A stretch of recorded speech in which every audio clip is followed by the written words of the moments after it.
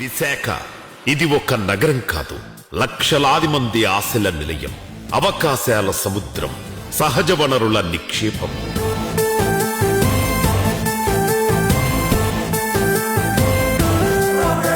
ఉత్తరాంధ్ర అభివృద్ధికి అడుగులు ముందుకు వేసిన నాయకుడు వైఎస్ జగన్మోహన్ రెడ్డి గారు ఒక్కరే.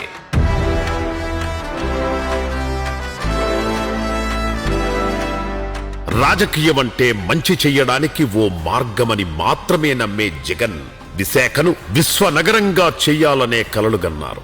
రాష్ట్ర అభివృద్ధికి ఇంజన్ గా మార్చాలనుకున్నారు.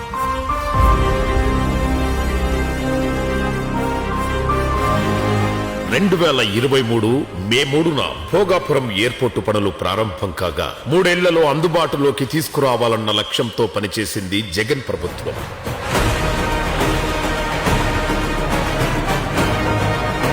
99 పైసలకే భూములు ఇవ్వకపోయినా, ఏ ఒక్కరికి భూములు దోచిపెట్టకపోయినా వైఎస్ జగన్ గారి హయాంలో విశాఖకు ఎన్నో పరిశ్రమలు వచ్చాయి, ఎన్నో ఐటీ కంపెనీలు వచ్చాయి.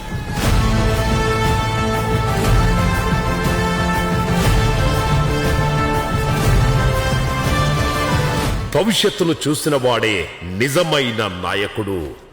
That is YS Jagan.